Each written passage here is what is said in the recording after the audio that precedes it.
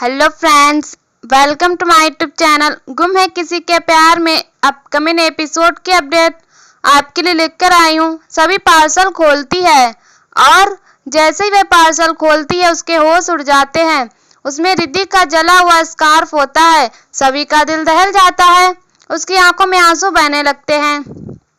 तभी उसे एक वीडियो मिलता है जिसमें मारुति रिद्धि का स्कार्फ जलाता है और रिद्धि सभी से गुहार लगा रही होती है कि प्लीज भाभी मेरी जान बचा लो, जो भी ये लोग कह रहे हैं वह कर लो। सभी टूट जाती है लेकिन खुद से वादा करती है कि मैं रिद्धि को बचाकर रहूंगी। अगले ही पल मारुति का कॉल आता है। वह कहता है कि अपनी ननद की हालत देख ली ना, क्या आप भी तुम हमारी मदद नहीं करोगी? सभी गुस्से में कहती है कि वह मेरी बहन है। सभी मारुति को चेतावनी देती है। तभी मारुति से कहता है कि क्या अभी भी तुम्हारी अकड़ कम नहीं हुई है? मुझे तेरी अकड़ तोड़ने से ज्यादा समय नहीं लगेगा। मारुति सीधा धमकी देता है कि अगर किसी को बताया या चालाकी दिखाई तो रिद्धि की लाश के टुकड़े टुकड़े करके भेजूंगा। ये कहकर वह कॉल काट देता है। सभी घबरा जाती है। तभी नितिन आता है और कहता है कि क्या कमिश्नर से मेरी शिकायत करने आई थी? फिर वह घमंड से कहता है कि कमिश्नर उसकी बात कभी नहीं मानेगा, उसका डिपार्टमेंट में बहुत रुतबा है और सभी उसकी बराबरी कभी नहीं कर सकती। यह बात सभी को तब समझ आएगी जब उसका सस्पेंशन टर्मिनेशन में बदल जाएगा। वह ताना मारता है कि तुम्हारी सिर्फ नौकरी नहीं जाएगी, जिस घर में तुम रह रही हो वह भी तुमसे छीन जाएगा। नितिन सवाल करता है कि क्या तुम्हें सैलरी मिली? सभी जब सब समझ जाते कि सैलरी रोकने के पीछे भी उसी का हाथ है तो उससे कहती है कि मेरे मामलों में दूर रहो और मुझे टर्मिनेट करने का सपना देखना छोड़ दो। नितिन धमकी देता है कि रजत के केस में अगर उसने गैर कानूनी रूप से दखल दी तो अंजाम बुरा होगा। नितिन चला जाता है। सभी परेशान हो जाती है। दूसरी तरफ श्रीचंद रिद्धि वाला वीडियो देख रहा होता है। वह मुस्कुराता है और कहता है कि अच्छा काम किया है। सभी हैरान होते हैं तो वह परिवार के सामने कहता है कि ऑफिस से जुड़ी कोई बात देख रहा था। तभी चिराग को रिद्धि के हॉस्टल से पता चलता है कि रिद्धि हॉस्टल पहुंची ही नहीं है। वह भाग्यश्री को बताता है और घर में टेंशन बढ़ जाती है। दूसरी तरफ सई नील को कॉल करती है। वह पूछती है कि मैं अपनी बुआ को ड्राइंग और चिट्ठी कैसे भेजूं? नील कहता है कि आप उन्हें मेल कर दो। सई खुश हो जाती है। फिर कहती है कि मैं रिद्धि बुआ से मिलने अमेरिका जाऊंगी, क्या आप मेरे साथ चलोगे? नील चौंकता है तो सई कहती है कि मुझे आप पर भरोसा है। सई पूछती है कि क्या आप मुझे मिस करते हो? नील कहता है कि हाँ, मैं आपको मिस करता हूँ। फिर सई पूछती है कि क्या आप अपनी पुग्गी तेजस्विनी को भी मिस करते हो? नील उदास हो जाता है। सई कहती है कि वह अब मम्मा के लैपटॉप से मेल भेजेगी और कॉल काट देती है। नील सोचने लगता है कि मेरे और सई के बीच कुछ भी सामान नहीं है, ना उम्र और ना ही हालात, लेकिन फिर भी हमारे गम ने हमें एक दूसरे से जोड़ा हुआ है। जैसे उसने अपने पिता को खोया है वैसे ही मैंने तेजस्विनी को खोया है।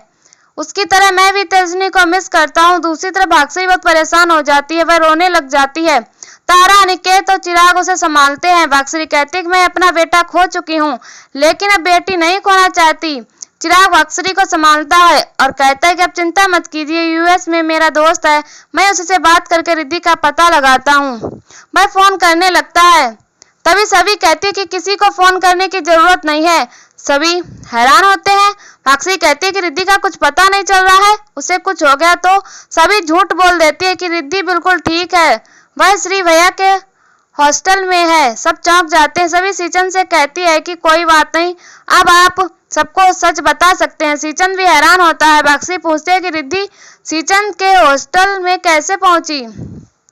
सभी कहती है कि रिद्धि हम सबको और यहाँ के खाने को मिस कर रही थी। मैंने श्री भैया को इसके बारे में बताया तो उन्होंने अपने होटल में रिद्धि के रहने की व्यवस्था कर दी। श्रीचंद भी सभी से सहमत हो जाता है और कहता है कि इस समय तो वह अच्छे से खाना खाकर सो रही होगी।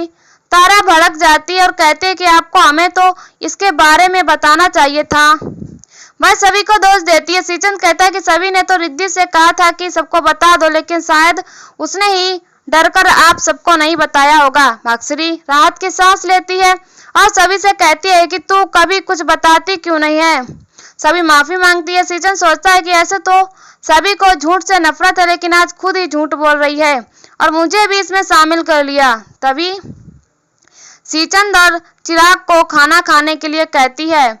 इसके बाद सभी कमरे में रिद्धि की वीडियो याद करती है और परेशान होती है। तभी सीचन उसके कमरे में आता है। सीचन सभी से पूछता है कि रिद्धि के बारे में क्या छुपा रही हो? मैंने बाहर कितनी मुश्किल से झूठ बोला था। सभी माफी मांगती है और कहती है कि मैं जानती हूँ, मैंने अचानक आपको ऐसी सिचुएशन में डाल दिया। सभी इतने परेशान हो गए थे, इसीलिए मुझे कुछ समझ नहीं आया। सीचन कहता है कि उनकी टेंशन कम हो गई है, लेकिन मेरी बढ़ गई है। हम दोनों जानते हैं कि रिद्धि यूएस में मेरी होटल में नहीं है। रिद्धि कहाँ है? रिद्धि किसी मुसीबत में तो नहीं है? तुमने झूठ क्यों बोला? सभी कहती है कि रिद्धि यूएस में ही है, लेकिन वह कॉलेज नहीं गई। सीचन हैरान होकर पूछता है कि कॉलेज नहीं गई तो फिर कहाँ गई है? सभी कहती है कि रिद्धि रजत की मौत से बहुत ज्यादा परेशान थी, इसलिए वह 10 दिन की स्पिरिचुअल रिट्रीट पर गई है। सीचन हैरान होकर कहता है कि यह बात तुमने सबको क्यों नहीं बताई? सभी कहती है कि सबको कैसे बताती? तारा की मेंटल कंडीशन पहले ही खराब है। अगर भाग्यश्री को पता चलता कि उनकी दूसरी बेटी भी मेंटली परेशान है तो वह ये सहन नहीं कर पाती। सीचन सोचता है कि सभी ने झूठ बोलने का हुनर है। अगर मुझे सच पता नहीं होता तो मैं भी इसकी बातों में आ जाता। सभी कहती है कि आप ये बात किसी को मत बताना। सीचन उसे भरोसा दिलाता है कि वह ये बात किसी को नहीं कहेगा और सभी से कहता है कि अगर उसे किसी भी तरह की मदद चाहिए तो वह उसे कॉल करे। सीचन जाते हुए सोचता है कि सभी ने बहुत अच्छा किया है, उसने मुझे कुछ नहीं बताया, इसका मतलब वह घर पर भी किसी को नहीं बताएगी। एक बार सभी ने मेरा यह काम कर दिया तो बाद में सभी मेरे बहुत काम आएगी।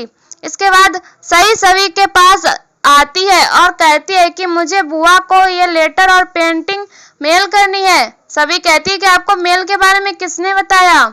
सही कहती है कि मुझे पुगी ने बताया कि कोई जब फोन जवाब नहीं देता तो उसे मेल किया जाता है।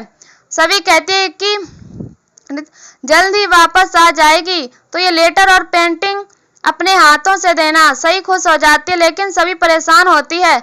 दूसरी तरफ मारुति सीचन से पूछता है कि आपको सभी पर इतना भरोसा कैसे है कि वह इस काम के लिए मान जाएगी? सीचन कहता है कि जो किसी के सामने नहीं झुकता वह अपनों के सामने झुक जाता है। अपना बनकर वार करने का यही फायदा है कि चोट जिस्म और दिल दोनों पर लगती है। मेरे इस वार से सभी का कलेजा छलनी हो जाएगा। मारुति सोचता है कि कलेजा छलनी करना आपको अच्छे से आता है। आपको पता है कि मैं आपका बेटा हूँ, फिर भी मुझे रोज जलील करते हो। सीचन कहता है कि अगर मुझ पर यकीन नहीं है तो सभी को फोन करके देख ले, वह मेरे हर इम्तिहान में पास होगी। इधर सभी परेशान होती है। सभी उसे मारुति का फोन आता है।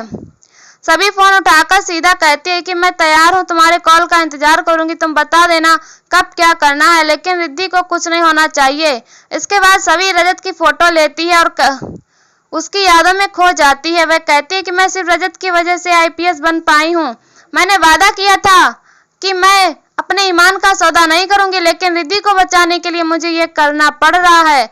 और यहीं पर एपिसोड खत्म हो जाता है। ऐसी वीडियो देखने के लिए हमारे चैनल को सब्सक्राइब करें एंड वीडियो को लाइक करें और हमें कमेंट में बताओ वीडियो कैसी लगी। तब तक के लिए बाय बाय।